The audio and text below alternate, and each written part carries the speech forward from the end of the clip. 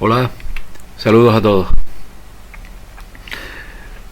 La élite que gobierna el mundo sin presentarse a elecciones ni dar la cara, esta élite oscura, sustenta su poder en tres columnas bien definidas, que son por una parte el Estado Vaticano jesuita, que es la mente; por otra parte la City de Londres o milla cuadrada, que es la economía; y una tercera columna que es el Distrito de Columbia en Washington, que es su brazo armado, ¿no?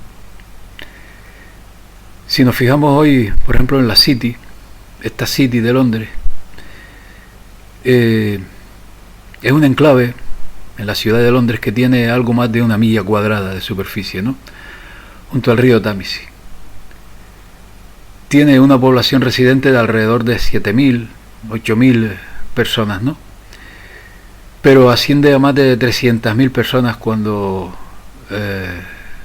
viajan allí la gente que trabaja en el lugar, sobre todo en los servicios financieros. En la City están, por ejemplo, los servicios de espionaje británicos, las famosas agencias de inteligencia MI5 y MI6 están allí presentes. Todos los grandes bancos ingleses están en la City, pero también otros 500 bancos de todo el mundo. La Fabian Society, la sociedad fabiana, que luego veremos de qué se trata, también está presente en la City. Asimismo, la City o milla cuadrada tiene su propia policía, ¿no? Y esta City representa entre un 10 y el 15% del Producto Interior Bruto del Reino Unido. Es decir, sus instituciones políticas y forma de gobierno continúan marcadas por lo que fueron históricamente, ¿no? Y sus rituales y boatos no le van a la saga. No en vano ellos presumen de que su asamblea es la abuela de los parlamentos actuales. Directa o indirectamente, la City de Londres controla a todos los alcaldes, consejos regionales, bancos multinacionales y transnacionales, corporaciones, sistemas judiciales, a través de Old Bailey, que es el Tribunal Supremo, Temple Bar y las Reales Cortes de Justicia en Londres. Controlan el Fondo Monetario Internacional, el Banco Mundial, el Banco del Vaticano, a través de la familia Torlonia, que es una subsidiaria italiana de los Rothschild de Londres. Controlan el Banco Central Europeo, la Reserva Federal de Estados Unidos, cuyos dueños son privados y están secretamente controlados por 8 bancos accionistas británicos. Controlan el Banco de Pagos Internacionales en Suiza, que también es controlado por los británicos y supervisa a todos los bancos de la reserva alrededor del mundo, ¿no? El gobernador supremo de la City es el Lord Mayor, elegido una vez al año y que vive en la mansión House, en la propia City. La City está asesorada por, como decíamos antes, por la ultraconservadora sociedad fabiana, ¿no?, que propugna un proceso de cambio hacia un único gobierno mundial gobernado por tecnócratas. Es tal el poder de la City, apenas esta milla cuadrada dentro de la gran ciudad de Londres, que la propia reina de Inglaterra debe pedir permiso para entrar en ella, ¿no?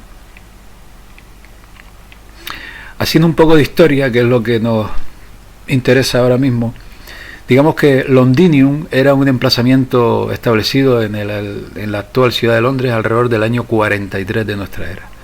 Después de su fundación a mediados del siglo I, Londinium ocupó un área relativamente pequeña de un 1,4 kilómetros cuadrados, aproximadamente el equivalente al tamaño del actual Hyde Park, ¿no?, con una guarnición fortificada en una de sus colinas. En el año 60 o 61, la rebelión de los Iceni, bajo Boudica, obligó a la guarnición a abandonar el asentamiento, que luego fue arrasado. Después de la derrota de Iceni en la batalla de la calle Watling, la ciudad fue reconstruida como ciudad romana, planeada y recuperada dentro de una década. Durante las últimas décadas del siglo I, Londinium se expandió rápidamente, convirtiéndose en la ciudad más grande de Gran Bretaña. Al final del siglo, Londinium había crecido a cerca de 60.000 personas aproximadamente, casi con seguridad reemplazando a Colchester como la capital provincial, y por 2 siglos más o menos Londinium estuvo en su apogeo. Aunque siguió siendo importante para el resto del periodo romano, ya no se extendió más, ¿no? Entre el año 190 y el 225 los romanos construyeron un muro defensivo alrededor del lado de la ciudad. Junto con el muro de Adriano y la red de carreteras, este muro fue uno de los mayores proyectos de construcción llevados a cabo en la Gran Bretaña romana. El muro de Londres sobrevivió durante otros 1600 años y definió ampliamente el perímetro de la antigua ciudad de Londres.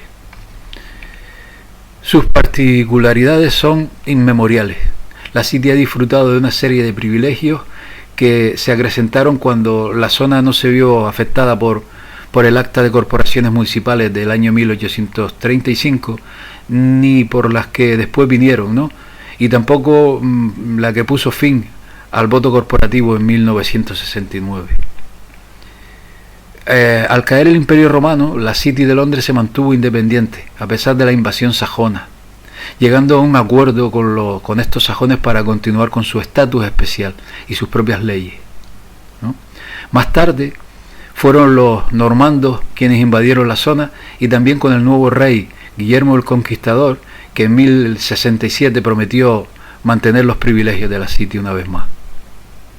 En el año 1203, Juan I de Inglaterra hubo de ceder ante una bula papal llamada Aurea si no quería seguir excomulgado, en la cual cedía a la Iglesia Vaticana todas las tierras de Inglaterra, Irlanda y Gales. Y es por ello que desde entonces se le conoció a este rey como Juan sin Tierra. En 1215 este mismo rey, Juan sin Tierra, fue obligado por la City de Londres a aceptar la Carta Magna, que otorgaba todos los privilegios por tierra y por mar a la City de Londres.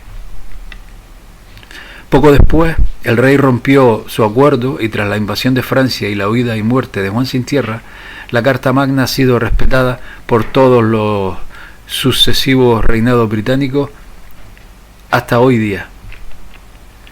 Desde entonces, la Iglesia romana se aseguró el control de la City de Londres hasta nuestros días. Tras la guerra inglesa de 1642 y la ejecución de Carlos de Inglaterra, vino un protectorado bajo el mandato de Oliver Cromwell, el cual era protegido de la City y de la nobleza veneciana, que por entonces era el poder económico más importante en toda Europa. Acaba aquí el monopolio de la Iglesia inglesa sobre el cristianismo de la isla, ¿no? En este 1642. Con Cromwell se anuló la prohibición de residencia a los judíos, por ejemplo, por lo cual se inicia el asentamiento de estos, de donde proviene, por ejemplo, la familia Rothschild, que por entonces se trasladó desde Holanda a Inglaterra. Fue la City la instigadora entonces de los brutales ataques conquistadores de Cromwell a los católicos irlandeses y escoceses. Tras la llegada de Guillermo III en 1688, la City perpetúa una vez más sus privilegios. Esta milla cuadrada sigue manteniendo sus ancestrales privilegios. Si la romana City de Londres estaba detrás de Cromwell y de la llegada de la banca judía, también estuvo detrás de la creación del Imperio Británico, controlando impuestos y gobiernos con negocios tan lucrativos como las guerras y la creación de rutas comerciales. Con la creación de la Compañía Británica de las Indias Orientales, se llegó a controlar toda la India, Birmania, Singapur, Hong Kong, con las hambrunas de la India, donde murieron más de 6 millones de almas, al igual que ocurriera años atrás con la crisis provocada de la papa en Irlanda, que mató también a millones de irlandeses. Otro de los negocios de la City fue el comercio del opio desde China, donde se llegó a prohibir a causa de los estragos que hacía entre la población de aquel país asiático, ¿no? Vemos como esta City se iba definiendo,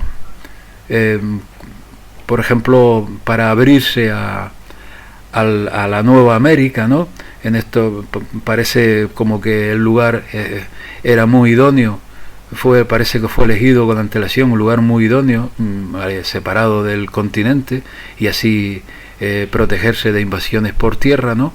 Y un lugar muy adecuado con miras hacia América. Parece ser que esta nobleza veneciana, que fue quien impulsó el Imperio Británico, pues tenía previsto asentarse en Londres, ¿no?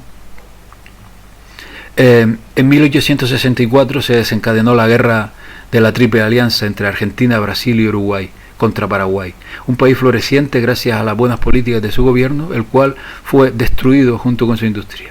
Más del 50% de su población total y el 80% de su población masculina fue aniquilada. El revisionismo histórico apunta al Imperio Británico como el instigador de esta guerra, debido a que se estaba convirtiendo en un competidor.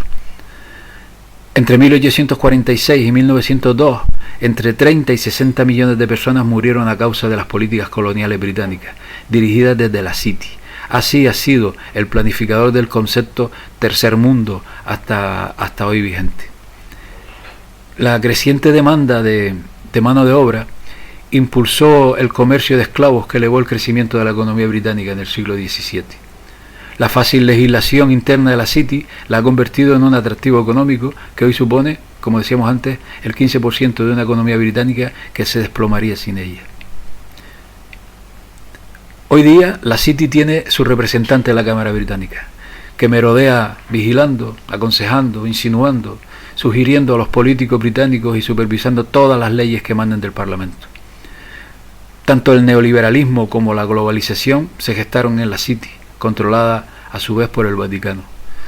Es obvio pues que la City, o milla cuadrada, tenía desde su implantación unos dueños o gestores, una cabeza pensante con suficiente capacidad para convencer a conquistadores y reyes a lo largo de la historia y mantener estos privilegios milenarios. Si miramos un poco la simbología, su escudo de armas es la cruz de San Jorge y una daga apuntando hacia arriba que representa al patrón de la City, San Pablo, y la vincula con Ricardo Corazón de León, templario reino de Génova, los primeros cruzados, y por tanto lo vincula a la Iglesia. La República Genovesa del siglo XI tenía una flota tan poderosa que algunos territorios europeos pagaban por ampararse bajo su bandera y así protegerse de los viajes. La República Genovesa, fundada a comienzos del siglo XI, tuvo gran importancia contra la amenaza musulmana, siendo protagonista principal en el comienzo de las cruzadas. La divisa era la Cruz de San Jorge, que fue adoptada después por los templarios. Ricardo Corazón de León, rey de Inglaterra, que participaba en la Tercera Cruzada, también adoptó la divisa genovesa como la bandera de Inglaterra. Además, hay una estrecha relación entre este y los templarios. En el escudo de la City figura la frase Domine dirige nos, que significa Dios nos dirige. Esta frase, en latín y no en inglés, es otra muestra de que el Vaticano controla la City. Es decir, desde tiempos inmemoriales, desde hace 2000 años, un enclave de apenas una milla cuadrada venía siendo protegido contra todas las adversidades. Cuando Inglaterra, cuando Gran Bretaña era un país pobre, no era absolutamente nada, hubo un grupo que fijó su mirada en aquel lugar y mantuvo esos privilegios a pesar de que no tenían ninguna importancia estratégica por entonces, ¿no? Esto llama mucho la atención. Después, cuando esta ruptura que hemos hablado entre el Vaticano y la nobleza negra, cuando esta nobleza negra se desplazó a Gran Bretaña, pues resulta que esta City de Londres resultó ser el lugar idóneo, ¿no? Desde el cual, como decíamos antes, alejado del continente y protegido de invasiones por tierra, desde el cual se llevó a cabo pues la recuperación, el expolio que hizo Gran Bretaña contra las colonias castellanas o españolas en América, ¿no? Todo esto se perpetró desde este enclave tan importante, ¿no?